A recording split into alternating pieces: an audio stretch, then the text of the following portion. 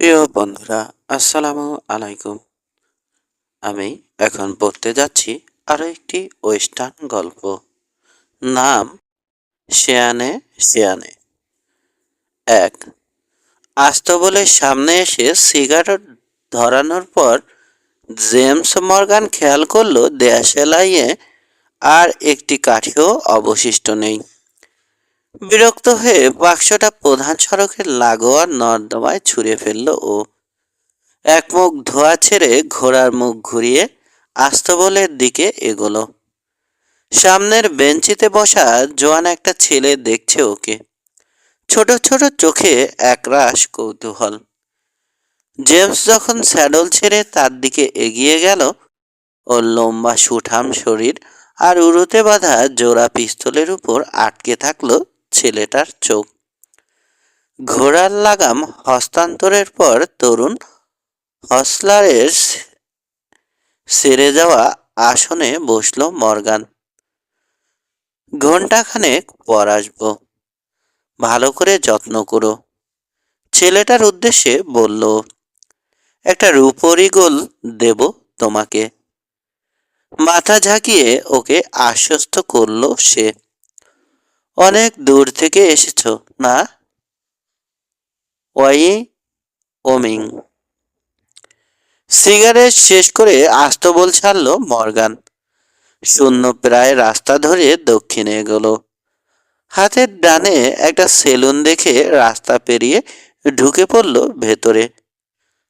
অগোছাল, তবে বারকিপারের আন্তরিক হাসি শেষ পর্যন্ত বেরোতে দিল না ওকে। বাড়ির সামনে উঁচু টুলের শাড়ির একটাই ক্লান্ত দেহ চাপিয়ে হুস্কির ফরমাশ দিল ও। হুস্কিতে চুমুক দেওয়ার ফাঁকে দেখে নিল সেলুনের ভেতরটা। 5-6 জনের একটা দল আড্ডায় বসেছে এক টেবিলে। নিষ্কর্মা লোক, চেহারা সুরত দেখে বোঝা যায় রগবাজ। দূরে ও মাথায় একটা টেবিলে বসেছে দুজন পাঞ্চার, সামনে হুইস্কি ভরা গেলাস। দূরে ও মাথায় একটা টেবিলে বসেছে দুজন পাঞ্চার, সামনে হুইস্কির ভরা গেলাস। নীরব কৌতূহলী চোখে দেখছে ওকে। কাজের ধান্দায় থাকলে কিছু খবর দিতে পারি তোমাকে, নিচু কণ্ঠে বলল বারকিপ। মর্গানের উরুতে ঝোলানো জোড়া পিস্তলের দিকে উদ্দেশ্যপূর্ণ চাহনি আনল। ওগুলো যদি সত্যি ভালো চালাতে জানো, যথেষ্ট খাতির পাবে এখানে। রেঞ্জ ওর শেষতক ওরকম হতেও পারে। এখানকার একটা আউটফিট কঠিন কিছু লোক চায়। তারা আছে আমার, অনেক দূর যেতে হবে। 2 দিন আগে মারা গেছে আমাদের মার্শাল। বারকিপারের উৎসাহ কমল না। গরু চুরির তদন্তে বেরিয়ে মারা পড়ল বেচারা। এদিকে পরস্পরের বিরুদ্ধে লড়ার জন্যে মুখিয়ে আছে দুটো বাথান। আইনের বাধা নেই, কে যে কখন কাকে হামলা করে বসে। ইচ্ছে করলে সুযোগটা নিতে পারো। মনে হচ্ছে তোমাকে খাতির করবে ওরা। আগ্রহ পাচ্ছি না বন্ধু, ধন্যবাদ। পকেট থেকে খুচরো পয়সা বের করে বিল মেটালো মর্গান। মাথায় হ্যাট চাপিয়ে নট করলো বারকিপের উদ্দেশ্যে। প্রতি উত্তরে শ্রাগ করলো লোকটা। ন্যাকড়া দিয়ে বার মোছায় ব্যস্ত হয়ে পড়ল। বেরিয়ে এসে ফুটপাত ধরে দক্ষিণে গেল মর্গান। হাতের ডানে নাপিতের দোকান পেয়ে ঢুকে পড়ল। সোরেলের যত্নের ফাঁকে সময়টা কাজে লাগানো যেতে পারে ভাবল। টানা পথ চলার সব সময় সুযোগ হয়ে ওঠে না। মুখ খৌরি করিয়ে নিল। গোসল করার পর অনুভব করলো ঝরঝরে লাগছে। দীর্ঘ পথ চলার ক্লান্তি কেটে গেছে অনেকটাই। নাপিতের দোকান থেকে বেরিয়ে ফিরতি পথে আস্তবলের দিকে এগোলো। কয়েকটা বাড়ি পর জেনারেল স্টোরের সামনে একটা ট্রাক ওয়াগন চোখে পড়ল। চর্বি সর্বস্ব শরীরের 40 ঊর্ধ্ব এক বুড়ো কয়েকটা প্যাকেট তুলে রাখছে ওয়াগনে। স্টোরে ঢুকলো। দৈনন্দিন জিনিসপত্র সাধারণত অনেকগুলো একসাথেই কেনে মর্গান। ভব ঘুরে মানুষের ক্ষেত্রে যা হয়, ফুরিয়ে গেলেও কেনার সুযোগ সবসময় হয়ে ওঠে না। এক প্যাকেট দেশালাই আর বুলেট কিনে দাম মিটিয়ে দিল। বেরোনোর সময় পাশ ফিরতে দেখতে পেল মেয়েটাকে ভেতরের কামরা থেকে বেরিয়ে এসেছে। আশ্চর্য কমনীয় মুখ, রুক্ষতার কোনো চিহ্নই নেই, অথচ ত্বকটা রোদ পোড়া। দীর্ঘ শরীর আকর্ষণ করবে যে কোনো পুরুষকে। ওকেই দেখছিল মেয়েটা, আর চোখে ওর উড়ুতে বাঁধা জোড়া পিস্তলের দিকে তাকালো একবার। তারপর চোখ ফিরিয়ে নিয়ে দোকানির সাথে কথা বলতে শুরু করলো। স্টোর থেকে বেরিয়ে আস্ত বলে চলে এলো মর্গান। মিস বর্ডম্যানের সাথে দেখা হয়েছে না? সহাস্যে জানতে চাইল তরুণ হসলার। আগের মতোই পড়ছে বসে আছে। স্টোরের উল্টো দিকে আস্তবলের অবস্থান বলে সবকিছু দেখেছে। কিছু বলল না মর্গান, নির্বিকার। এখানকার অনেকেই ওর প্রেমে পড়েছে, কেবল ও নিজে কারো প্রেমে পড়ে না। তুমি খুব চালাক। ধন্যবাদ। চলে যাচ্ছ? উত্তর না দিয়ে স্যাডল ব্যাগে বুলেট আর দেয়াশালাইয়ের প্যাকেট ঢোকালো মর্গান। হসলার শরীরটাকে নিয়ে আসতে স্যাডলে চেপে মূল রাস্তা ধরে দক্ষিণে এগোলো। একেবারে ঠান্ডা শহর ভাবলো ও। রাস্তায় লোকজন কম, সেলুনগুলো ফাঁকা।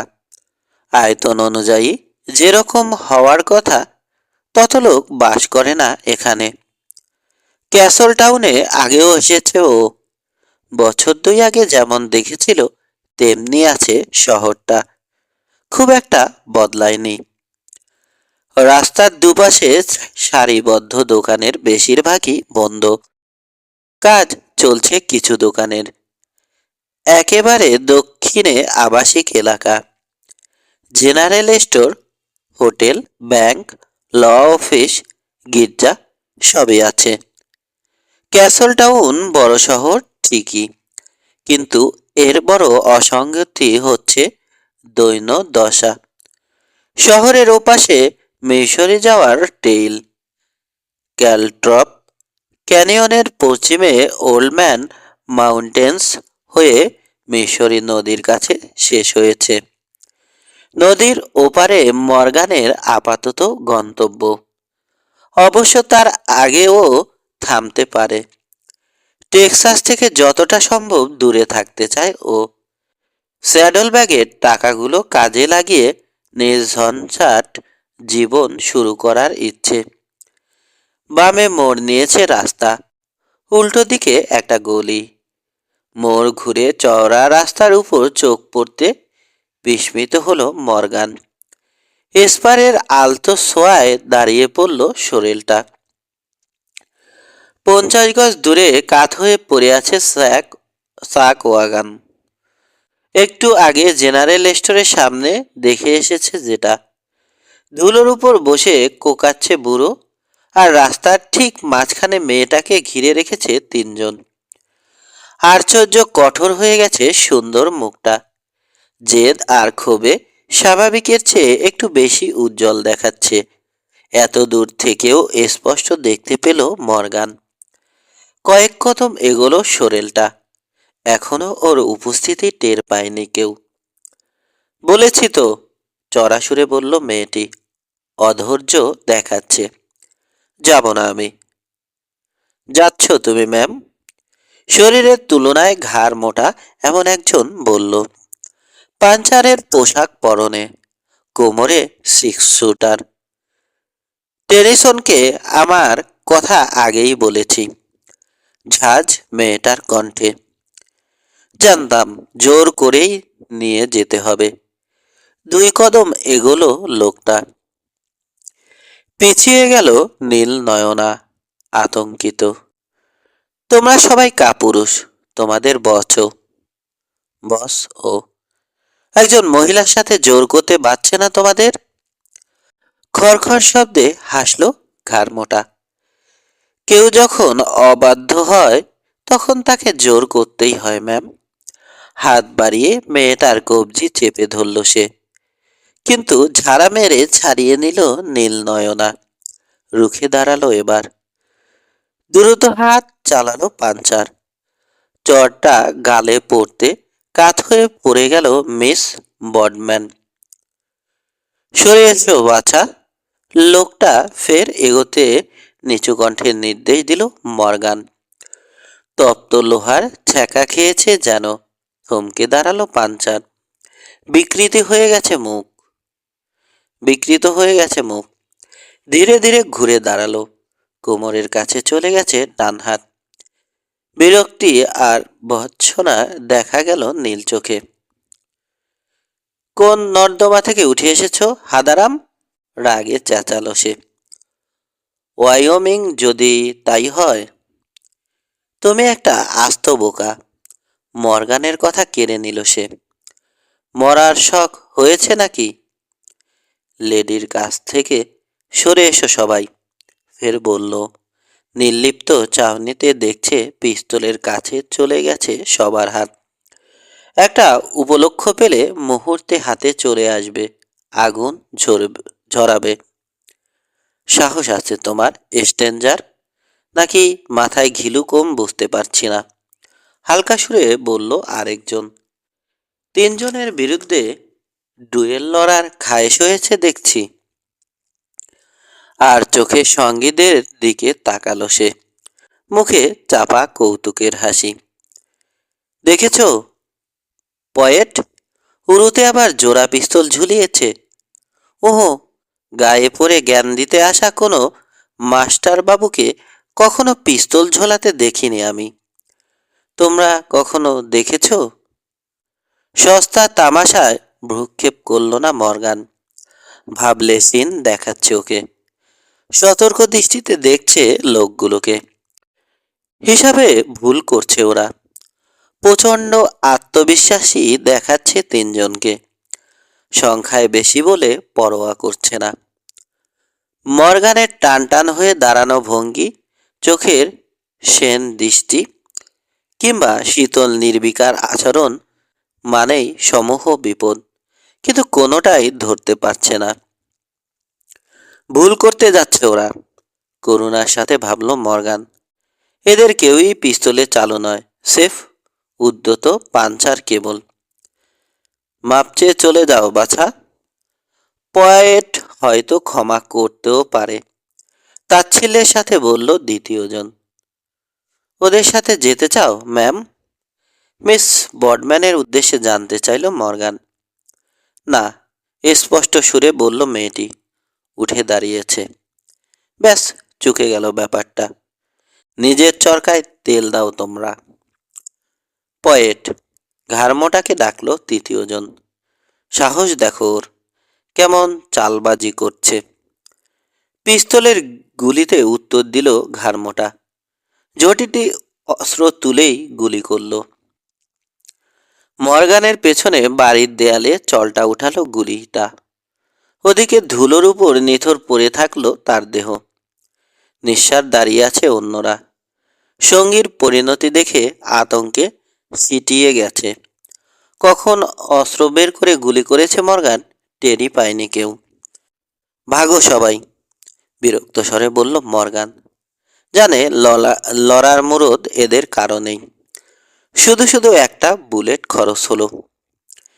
3 মিনিটের মধ্যে সঙ্গীর লাশসহ সরে পড়ল দুই বীরপুরুষ।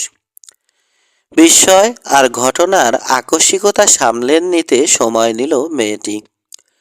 তারপর এগিয়ে এলো মর্গানের দিকে, মৃদুস্বরে ধন্যবাদ জানালো। ততক্ষণে বুড়োর সাহায্যে চাক ওয়াগনটাকে দাঁড় করিয়ে ফেলেছে মর্গান। সামনে এসে হাত বাড়িয়ে দিল নীলনয়না। নিজের পরিচয় জানালো। মেলিসা বডম্যান। বুড়ো লোকটা বডম্যানদের কুক, কিলিব অ্যালেন। মাথা থেকে হ্যাট সরিয়ে নট করল মর্গান। তারপর সোরেলের দিকে এগোলো। পরিচিত হয়ে খুশি হলাম ম্যাম। কোথায় যাচ্ছ? অবাক হয়েছে মেয়েটি। মেশ্বরী। কি কাণ্ড, আমাকে কৃতজ্ঞতা প্রকাশের সুযোগও দেবে না? অসন্তুষ্ট স্বরে বলল মেলিসা বডম্যান। দিনের পক্ষে একসাথে পান করতে পারি আমরা, তারপর আমাদের বাথানে যাব। অবশ্য তোমার সময় হলে মিস্টার মর্গান। ভাবতে হলো ওকে, শেষে ঝামেলায় জড়িয়ে পড়বে না তো? প্লিজ, অনুরোধ এলো। দ্বিমত করল না মর্গান। সুন্দরী কোনো মেয়েকে মুখের উপর নিরাশ করেনি ও কখনো। মেলিসা বডম্যানের ক্ষেত্রে সাহসও হবে না বোধ হয়। অস্বীকার করার উপর নেই অস্বীকার করার উপায় নেই। নীলনয়নার কাছাকাছি হওয়ার আগ্রহ জমাট বেঁধে আছে ওর ভেতরে। যেতে যেতে ওর সম্পর্কে জানতে চাইল মেলিসা, কিন্তু কৌশলে এড়িয়ে গেল মর্গান। শহরটা কিভাবে গড়ে ওঠা উচিত ছিল এ নিয়ে আলাপ শেষ করার আগেই একটা সেলুনের সামনে পৌঁছে গেল ওরা। নিরিবিলি ও পরিচ্ছন্ন পানশালা ভালো লাগলো মর্গানের। মেলিসার বিপরীতে বসলো ও। ওর জন্যে হুইস্কি আর নিজের জন্যে অরেঞ্জ জুসের ফরমাশ দিল মেয়েটি। নিজের প্রসঙ্গ তো এড়িয়েই গেছো। এই ঝামেলাটা সম্পর্কেও জানতে চাওনি তুমি? আমার মতো মানুষদের অত কৌতূহল নেই। খানিকটা তাকিয়ে থাকলো মেলিসা, তারপর মৃদু হাসল। বাথানে যাচ্ছ তো? নট করল মর্গান। মেয়েটি নিজের কৌতূহল চেপে রাখায় কৃতজ্ঞ বোধ করছে ও একটু ভিন্ন ধাতের মানুষ। নিজের সম্পর্কে আলোচনা ওর অপছন্দ।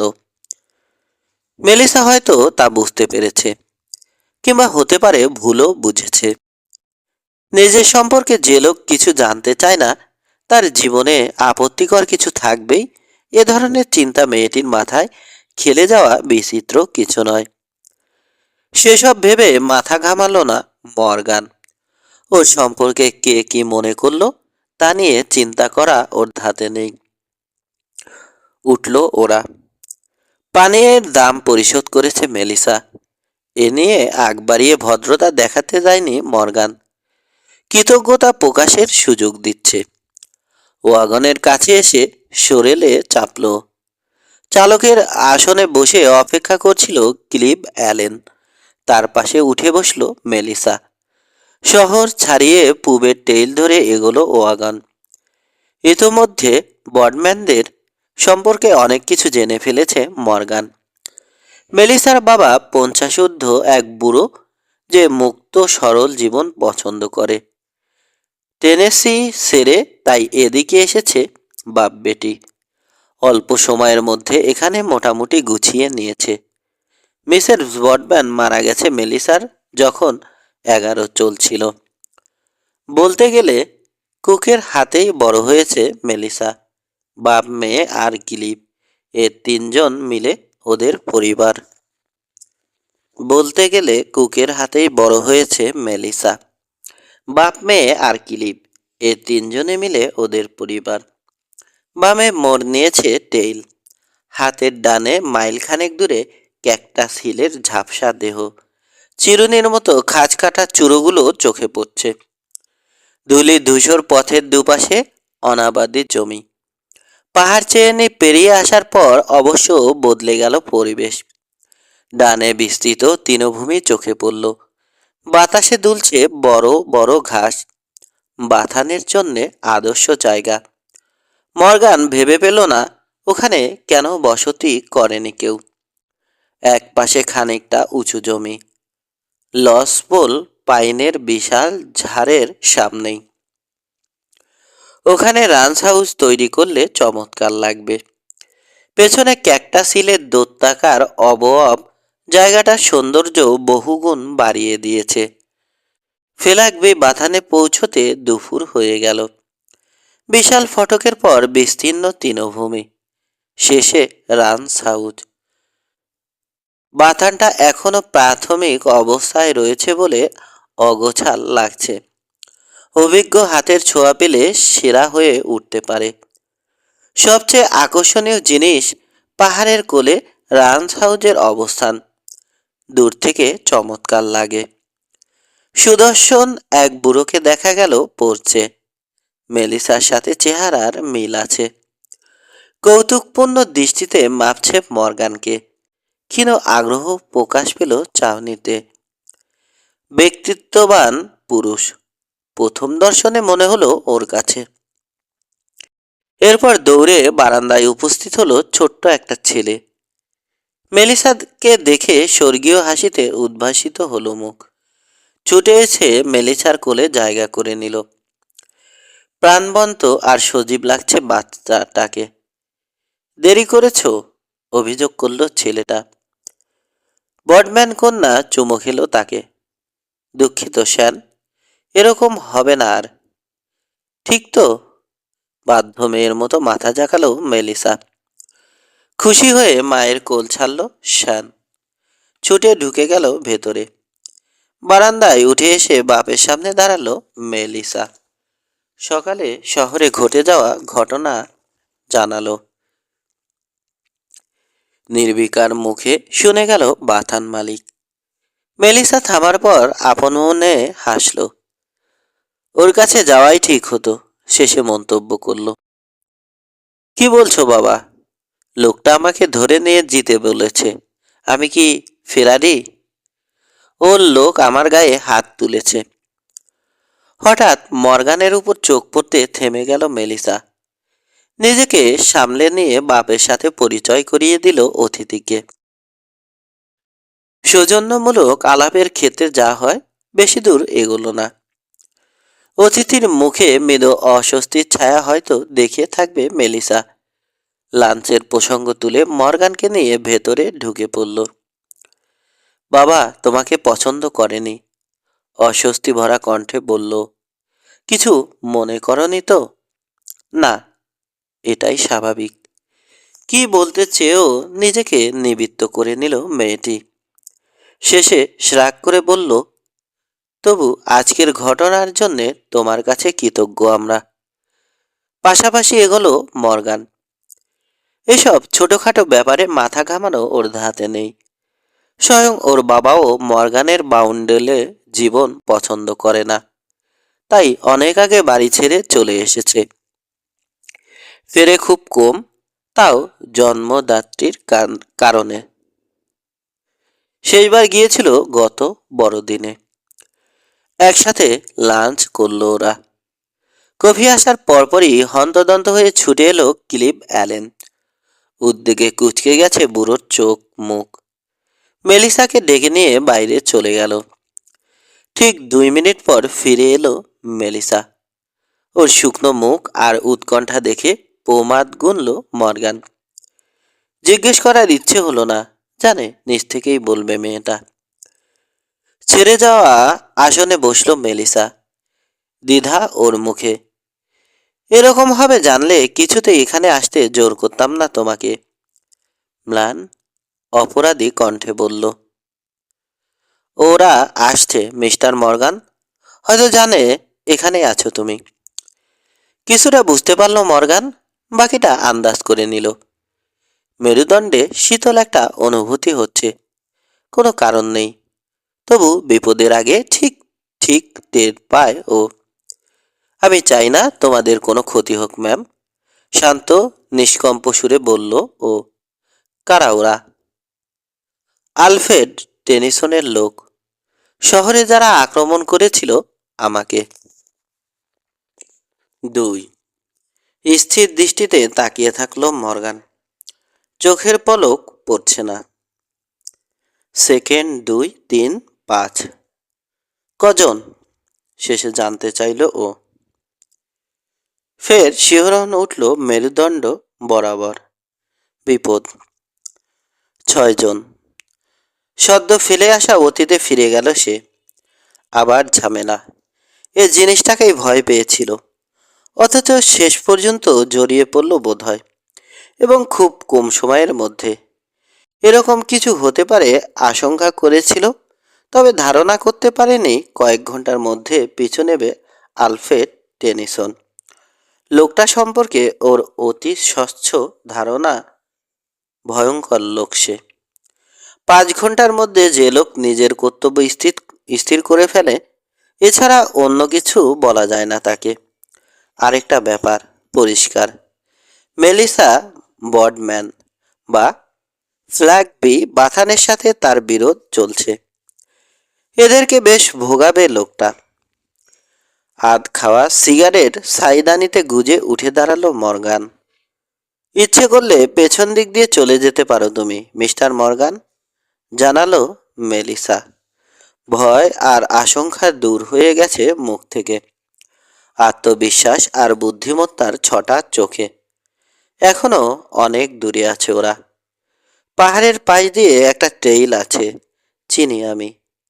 এখন রওনা দিলে ওরা পৌঁছানোর আগেই অনেক দূর চলে যেতে পারবে। ধন্যবাদ ম্যাম, তিক্ত সুরে বলল। আমার মনে হয় না লড়াই করার জন্য আসছে ওরা। আমার ইচ্ছেও সেরকম।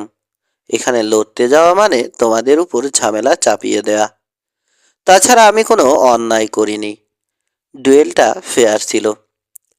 মাথা জাগালো বডম্যান কন্যা। তবুও তোমার বোধহয় ওদেরকে এড়িয়ে যাওয়া উচিত। ক্ষীণ হাসল মর্গান।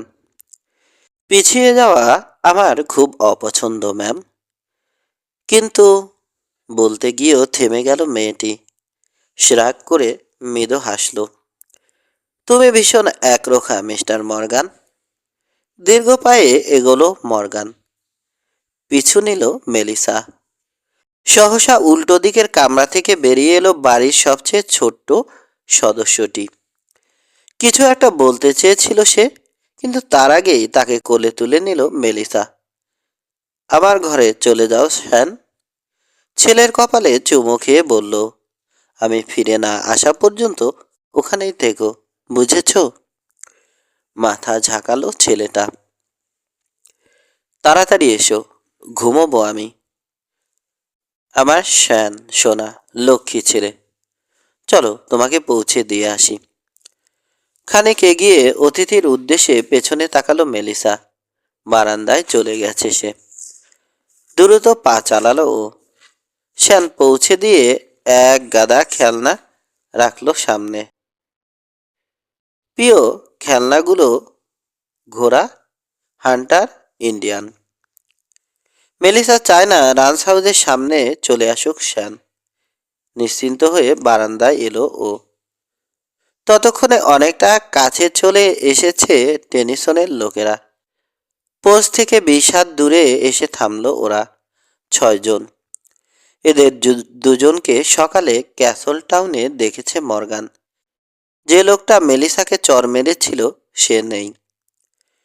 2 কদম এগোলো বাদামি রঙের একটা মাস্টাং। মেলিসার চোখে সরাসরি তাকালো এর আরোহী। এতটা শীতল আর তীক্ষ্ণ দৃষ্টি।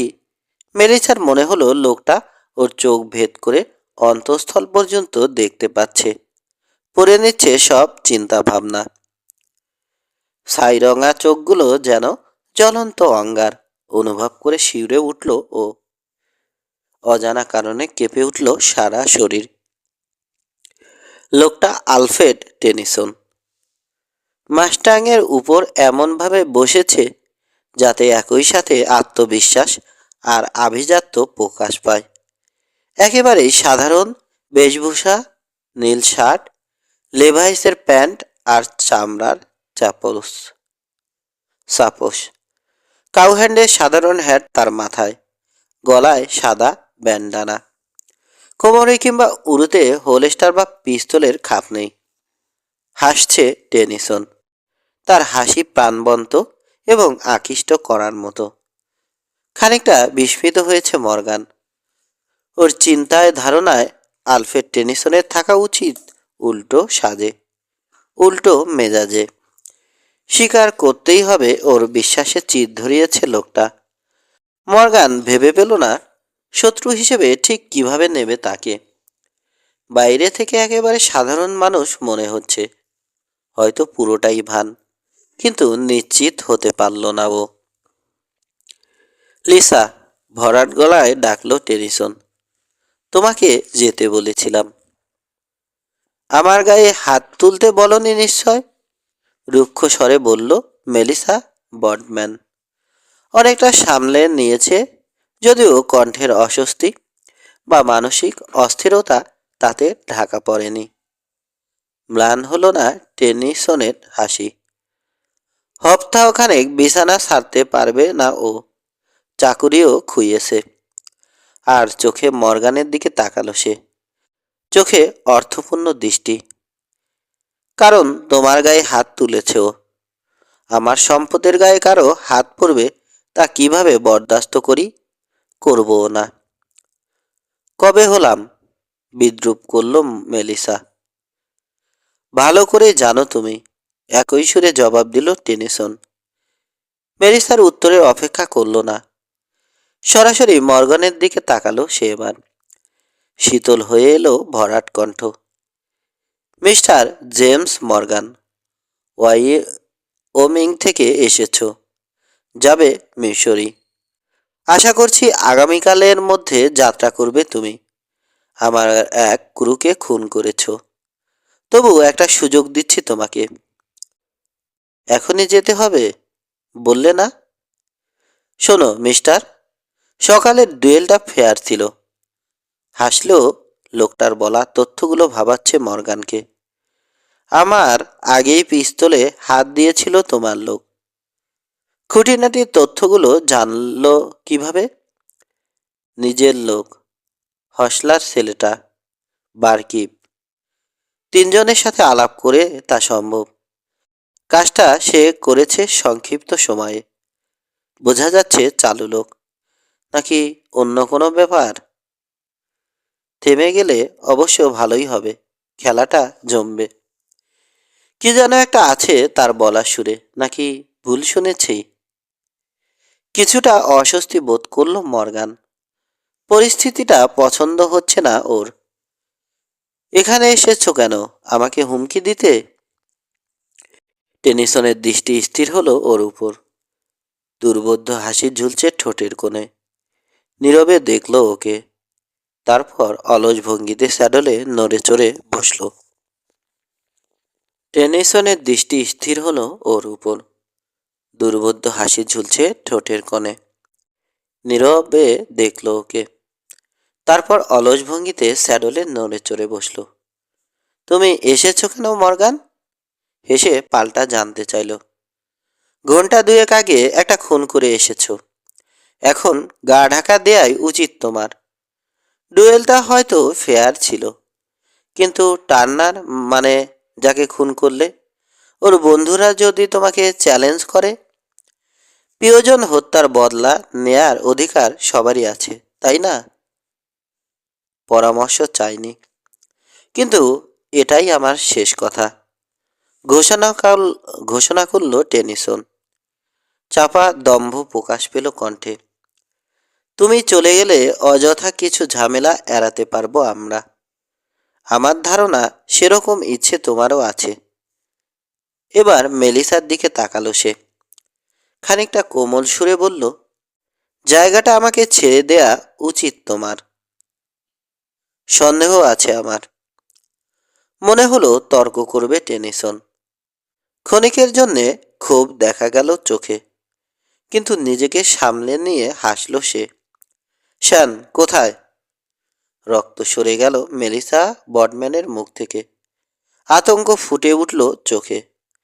না, ওর কাছে যেতে পারবে না তুমি। কেন? হাসছে টেনিসন। কোন অধিকারে যাবে? কিছুক্ষণ চেয়ে থাকলো সে, ভাবলো কিছু একটা। তারপর মাথা ঝাঁকিয়ে টুপির কিনারা ছুঁয়ে উইশ করল মেলিসাকে। শ্যান আর ওর নানাকে আমার শুভেচ্ছা জানিও। এসপারের মৃদু খোঁচায় ঘুরল মাস্ট্যাংটা। এগুলো ফিরতি পথে। পেছনের সঙ্গীরা অনুসরণ করল তাকে। মর্গান খেয়াল করল চিন্তিত দেখাচ্ছে মেলিসাকে। তাকিয়ে আছে দলটার দিকে, চোখে জেদ। তামাক আর কাগজ বের করে সিগারেট রোল করলো ও। ধারণা করলো টেনিসনের সাথে কোনো একটা সমস্যায় আছে মেয়েটা। কৌতূহল হলেও নিজেকে নিবৃত্ত করে নিল। প্রয়োজন ছাড়া অন্যের ব্যাপারে কৌতূহল দেখায় বোকা আর অলসরা। যথেষ্ট তাড়া আছে ওর, অনেক দূর যেতে হবে। নিশ্চয় আমার মতো ভয় পাওনি তুমি? ম্লান হাসি দেখা গেল মেলিসার মুখে, কণ্ঠে কৌতুক। স্বীকার করছি, ওকে সত্যি ভয় পাই আমি। আলফ্রেড টেনিসন একজন বেপরোয়া লোক। সপ্রতিভ ভাবটুকু ফিরে এসেছে মেয়েটির চেহারায়। উজ্জ্বল হলো চোখ, বাতিলের ভঙ্গিতে একটা হাত নাড়ল।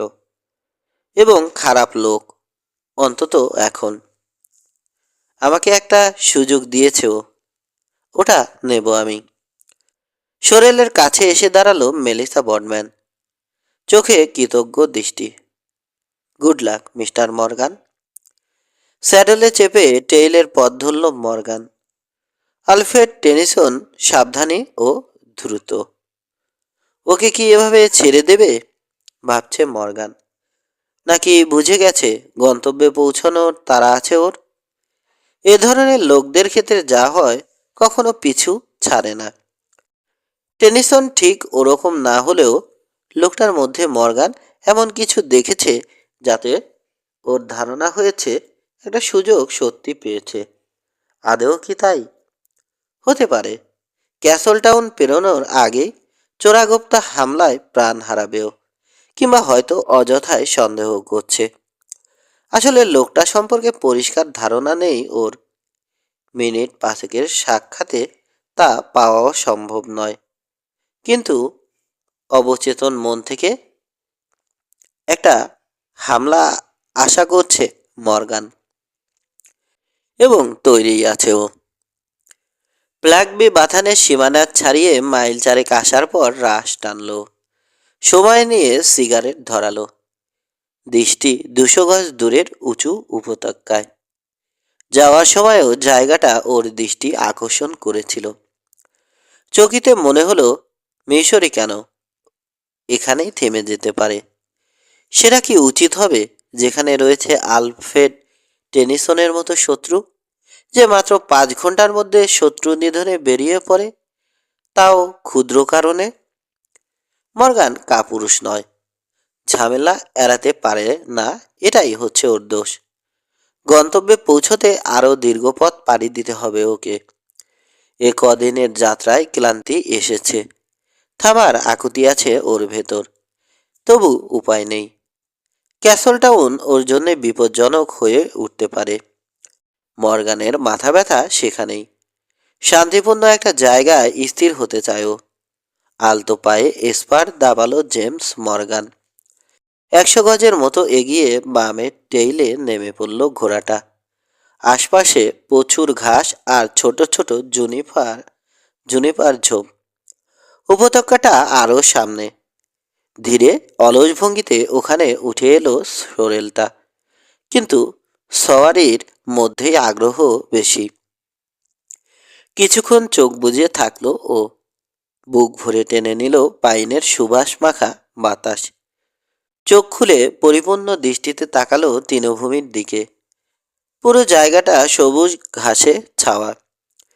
দৃষ্টিসীমার একেবারে শেষ প্রান্তে লস পোল পাইনের বন বাতাসে নাচছে। ওগুলো ছোট ছোট ডাল। ডানে দিগন্তজোড়া ক্যাকটাস হিল। নিচ থেকে ঘাস ঠেলে এগোচ্ছে ঘোড়াটা। হঠাৎ মেলিসা বর্ডম্যানকে মনে পড়ল। দারুণ মহিলা, সুন্দরী, মিশুক ও নিরহংকারী। সচরাচর এমন মহিলা দেখা যায় না। শ্যানের বাবা, সৌভাগ্যবান লোকটি কে? আচমকা সাহসী হয়ে উঠল ও। ভাবছে এখানে বসতি করবে কিনা। স্যাডল ব্যাগের টাকাগুলো কাজে লাগিয়ে এ জমিটা কিনতে পারে। তারপর একটা বাথান, স্বপ্ন বটে, নিজেকে ধিক্কার দিল মর্গান। একটা বাচ্চা ছেলের চেয়েও খারাপ হয়ে গেছে সে। নিজের মধ্যে দ্বিধা আবিষ্কার করে অবাক হলো। এরকম হবে ভাবাই যায় না, কারণ ওর সারা জীবনে সিদ্ধান্ত নিতে কখনো দেরি হয়নি। যারা ওকে চেনে, জানে, ভেবেচিন্তে এগোয় সে। অথচ এখন ভাবনাগুলো পর্যন্ত গুলিয়ে ফেলেছে। তৃণভূমির অনেক গভীরে চলে এসেছে মর্গান। ভাবনায় ব্যস্ত ছিল, নইলে ধাতব, নলে সূর্যের আলোর প্রতিফলন ওর মতো সাবধানী লোকের চোখ ফাঁকি দিতে পারত না। কানের পাশ দিয়ে কিছু একটা সুরতুরে চলে যাওয়ার মুহূর্তে রাইফেলের গর্জন শুনতে পেল। এতক্ষণের নীরবতা ওর অন্তঃস্থল পর্যন্ত বিস্তৃত ছিল, তা নষ্ট হওয়ায় ভেবে পেল না কি করবে। স্থবির বসে থাকলো স্যাডলে, কিন্তু শরীরটা ছুটতে শুরু করেছে উল্কা বেগে।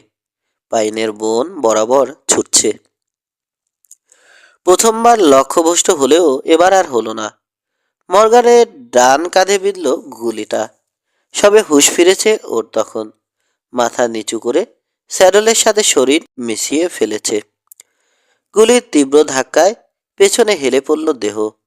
আপ্রাণ চেষ্টা সত্ত্বেও পড়ে গেল স্যাডল থেকে।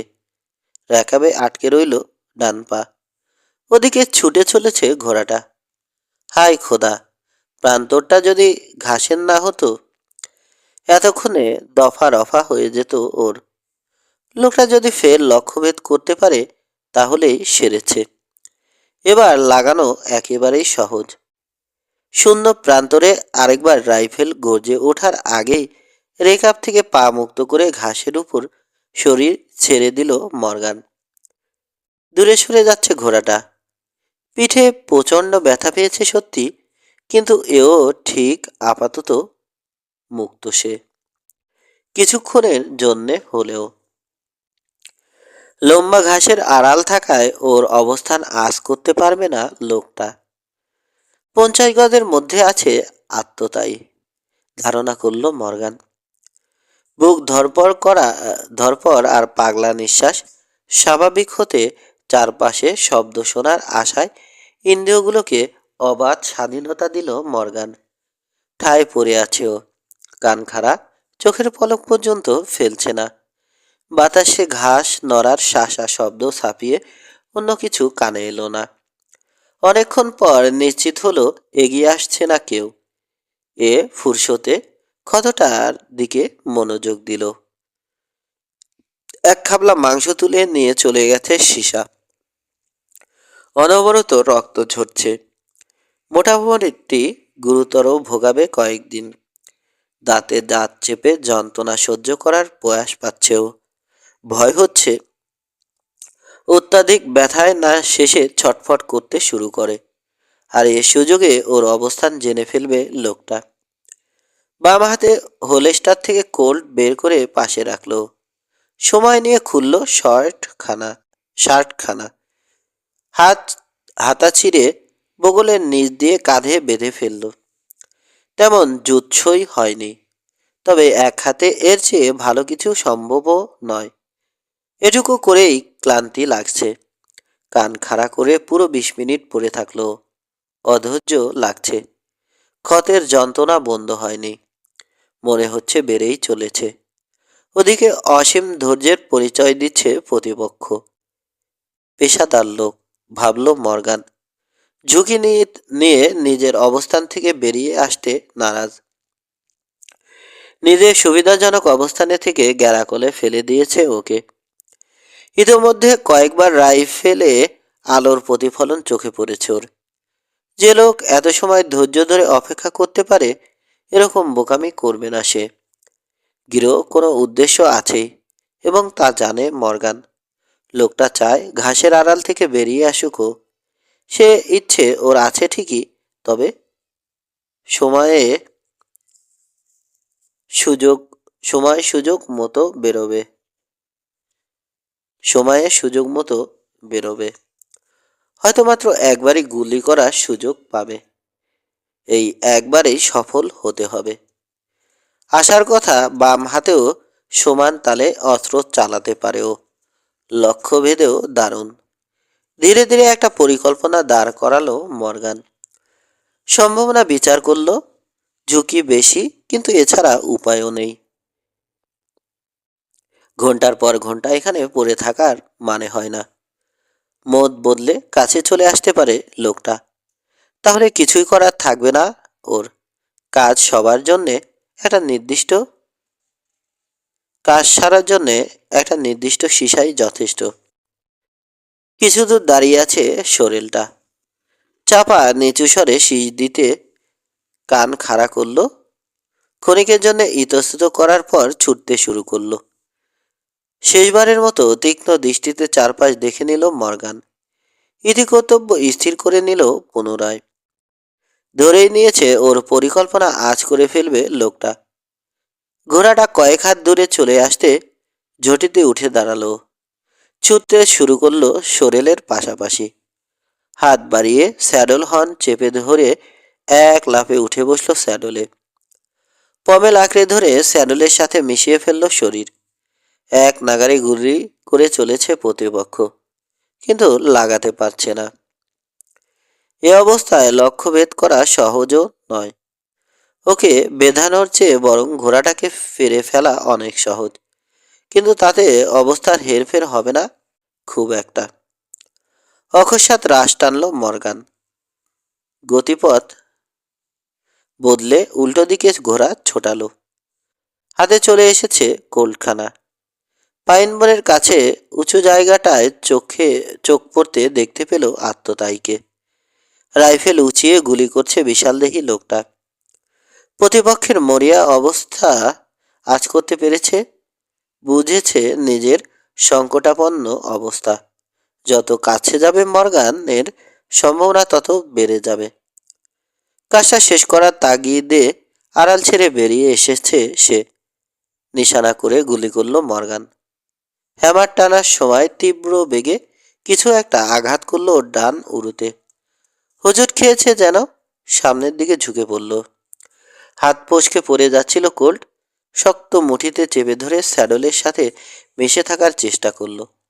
ইতোমধ্যে শত্রুর অনেক কাছে চলে এসেছে। ফের নিশানা করছে লোকটা। দূরত্বটুকু হিসাব করে কোমরের কাছ থেকে গুলি করল মর্গান। ভেবেছিল ছুটে চলার ঝাঁকুনিতে লক্ষ্যভ্রষ্ট হবে আগেরটার মতো, কিন্তু লোকটাকে টলে উঠতে দেখে খুশি হলো। স্ব উৎসাহে গুলি করল আবার। শটান পেছন দিকে আছাড় খেল বিশাল দেহি। হাত থেকে রাইফেল খসে পড়ল। প্রায় সাথে সাথেই ওকে বিস্মিত করে দিয়ে উঠে বসার চেষ্টা করলো, কিন্তু পড়ে গেল আবার। ওঠার চেষ্টায় ইস্তফা দিয়ে শুয়ে থেকে নিশানা করার প্রয়াস পেল। ধীরগতি, হাত চলছে না এবং প্রয়োজনীয় শক্তিও যেন পাচ্ছে না। ততক্ষণে কাছে চলে এসেছে মর্গান। নির্দ্বিধায় শিকারীর কপাল ফুটো করল। শেষ মুহূর্তে চার চোখ এক হয়ে গিয়েছিল ওদের। অসহায়ত্ব আর বিরক্তি ফুটে উঠেছিল লোকটার চোখে, কিন্তু শুধু করুণাই বোধ করল মর্গান। অজান্তে শিউরে উঠল ওর দেহ। লোকটার শেষগুলি চুলে সিথি কেটে চলে গেছে। স্বীকার করতেই হবে দুর্দান্ত হাত ছিল লোকটির, কিন্তু জয় পরাজয় নির্ধারণে একটা পদক্ষেপই যথেষ্ট। আড়াল ছেড়ে বেরিয়ে ভুল করেছে সে, মাসুল তো দিতেই হবে। ঢাল বেয়ে উঁচু জায়গাটায় উঠে এলো মর্গান। লোকটাকে দেখল। কোমরে জোড়া হোলস্টারে বহুল ব্যবহৃত চকচকে বাটে 6 শুটার। চেহারার আদল চেনা চেনা লাগলেও স্মরণ করতে পারল না ও। হয়তো ভাড়াটের লোক। স্যাডল থেকে নামার ইচ্ছে হলো না ওর। নিশ্চিত জানে কোনো চিহ্ন থাকবে না। পেশাদার লোক চিহ্ন রেখে যাওয়ার মতো সামান্য ভুল করে না। একটা গ্রুলা দাঁড়িয়েছিল অদূরে। ব্যান্ড নেই, এটাই স্বাভাবিক।